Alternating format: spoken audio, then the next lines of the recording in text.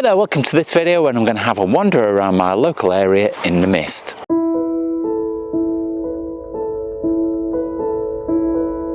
I've woken up to a very misty morning today and unfortunately I'm kicking myself because I've really probably missed the very best bit. The sky is lighting up a little bit behind me, but I thought it was still worth having a wander around to see what I can see because there's a bit of mist hanging about, the sun's about to come up, and why not get out with a camera? So come along with me because I know that I'm really going to enjoy my photography.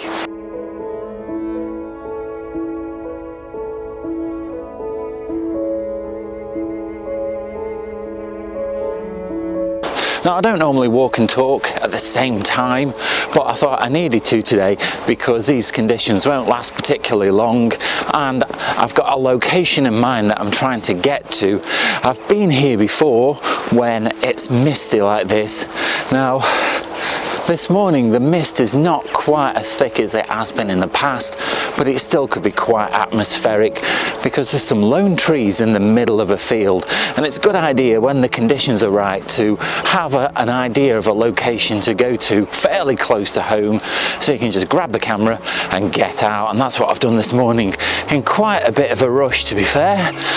I've had to feed the cats very quickly, grab all the camera equipment, and there's always a danger in that situation that you forget something, but I think I've got everything that I need, and then get out and quickly rush down to the location. So that's what I'm doing at the moment.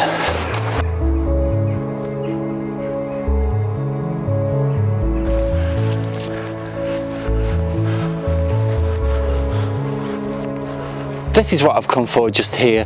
I'm at this huge field and you can see dotted around this field are quite a few trees right in the middle. Possibly at some point there was a hedge line going through the middle of this field that has been taken down. So these trees are just left in the middle of nowhere. So in conditions like this, it's ideal. So I'm not going to film a great deal for the moment because I don't think these conditions will last forever.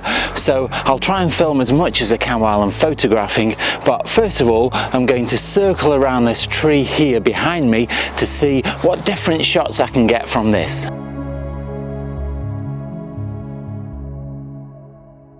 If this is your first time visiting the channel or you haven't yet done so, then do consider clicking the like, subscribe and the bell notifications because that way you stay up to date with all of my future content. And I am getting really close to 10,000 subscribers, so it'll help me reach that milestone. And also, if you want to support me to make future content like this, don't forget I've got a Teespring store, so I've got merchandise over there, so go and check that out.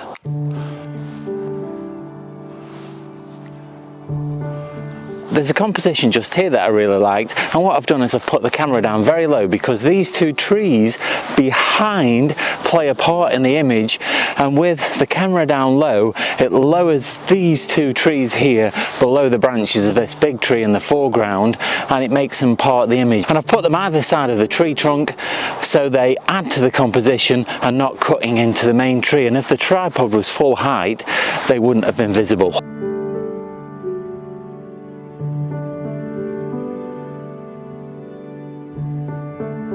What I'm doing now is I'm taking a photograph of this tree into where the sun is rising, and again I'm having to be quite quick because these conditions are going to disappear fairly quickly.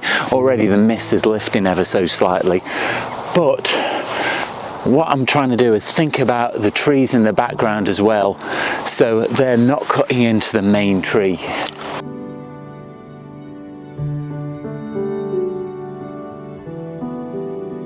To give you an idea of what difference separating the tree from the background makes, I've taken a photograph of this tree here with the camera at eye level, so that means that the background is lifted up and intersects with the tree in the foreground. I don't think that's anywhere near as good because it doesn't give as much differentiation between the background and the foreground. By lowering the tripod down, it brings a gap between the background and the tree in the foreground. It makes for a better composition and it makes the tree in the foreground just stand out more. The sun is just starting to come above the horizon, but it's really difficult to find a composition now where the trees are intersecting the background, getting the sun either in the image or behind the tree trunk of the main tree. So that's what I'm trying to do at the moment.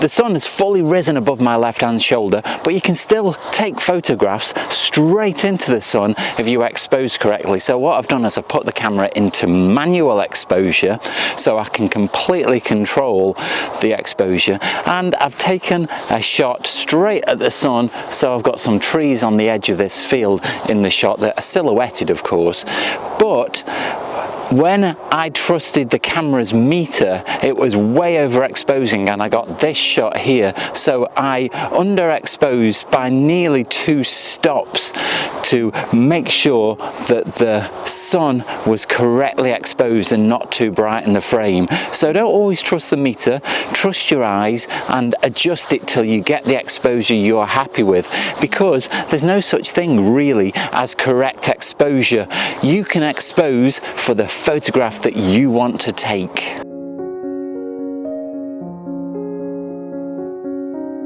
So as I expected, the conditions have really gone past their best. The mist has lifted and I can see quite a long way into the distance, but it's still golden hour. We've got some lovely light, so on the way back home I'm going to see if I can photograph anything else. So this morning still isn't over yet.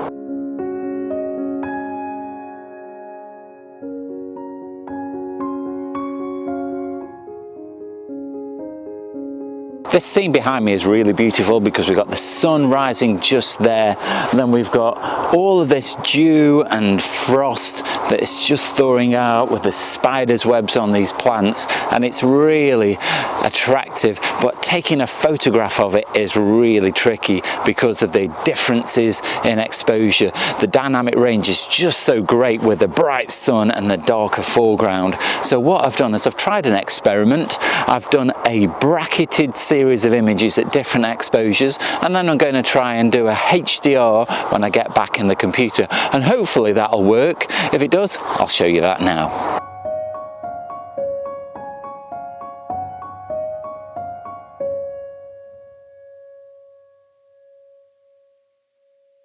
I'm about to go into the wood just here, but just over my right hand shoulder there was a really nice view over this field towards the sun, and I really wanted to take a photograph of that, but I couldn't get a composition I liked because the trees on the hedge line at the edge of this field were too separated from this overhanging tree just in front of me, and I wanted to include both in the image but without a massive amount of sky in between the two.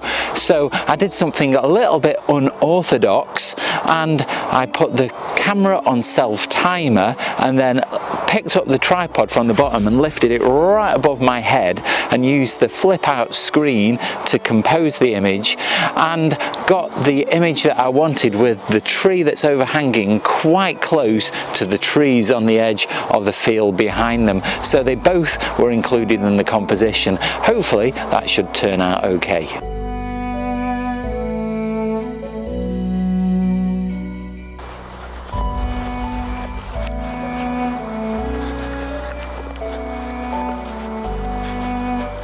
I'm having nearly as much fun here in this wood as I was in the field with the mist and the trees, because I can take my time a little bit more. I can be a bit more creative. The low sun is catching all these water droplets on the leaves and all of these plants and tree trunks that are lying about, and it's a chance to be really creative. I've dropped the camera down very low so it's almost to the ground, and that brings all of the leaves here on the floor into play in the picture and really makes them part of the image rather than taking them from eye level, and it's just a way of being really creative. I'm really enjoying myself.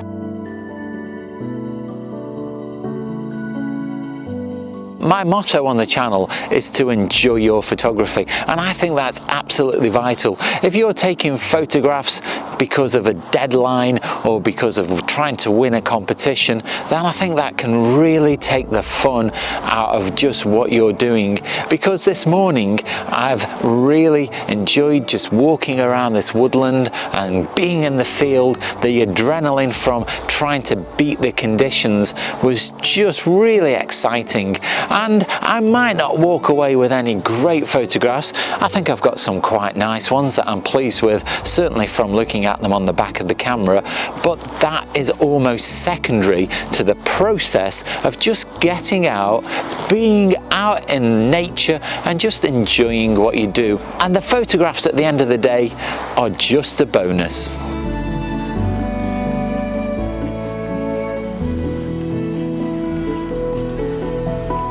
Now, it always pays to keep your eyes open in a location like this. I was just walking along the path, looking around for ideas, and I spotted this spider's web here on the end of this branch. Now, I don't think that this camera is going to be picking it up. I've really tried moving around to film this piece to pick it up, and I just can't really see it properly on this camera. But at the moment, it's backlit by the sun, and it's in a really interesting triangular shape at the end of this branch. And what I've done is I've taken a photograph of it backlit with the sun, and I've lifted the tripod up very high so I don't get any sky in the image, just background, so the background's pretty dark, and it makes this spider's web stand out really well. But if I wasn't staying alert, then I wouldn't have seen it.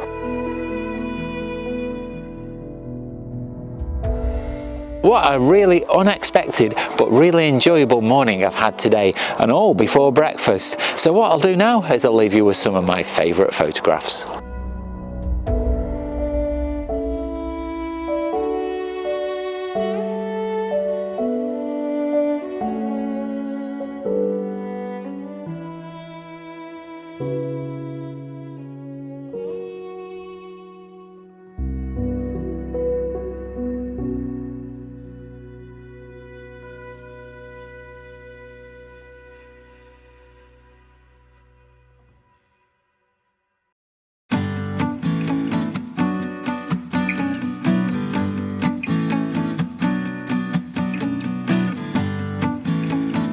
I do realise how lucky I am to live in a location like this within minutes walk of woodland and other countryside. Not everybody is fortunate enough to have these locations so close, but if you take a little bit of time wherever it is that you live, and however uninspiring you think the location around you is, if you take a little bit of time, you can find moments of interest like that spider's web on a tree branch that if you don't take the time to just slow down and look around you, you don't notice. And even in a town or somewhere that you think is really not inspiring at all, then you can still find things. Just take a little bit of time, slow down, and you'll get some amazing photographs. If you have enjoyed this video, do let me know down below in the comments, or nip over to my Instagram or Vero account. That's at Oakden Photography. Leave me your comments there, and you can also see lots of my photographs. Now, if you like what I do on the channel and want to help support me to make future content like this, then you can leave out the gift shop. That's at Teespring. There I've got a range of merchandise on offer, so head off over there because the purchase really does help me out, and it's very much appreciated. But you don't have to spend any money at all to support the channel. You can do that simply by clicking the like, subscribe and the bell notifications. It really helps me out, and it makes sure that you don't miss out on any future content. Watch out for next week's video. That goes live on Sunday. In the meantime, you can go and check out this video just up here. But all that's left now is to say, stay safe, and I'll see you soon.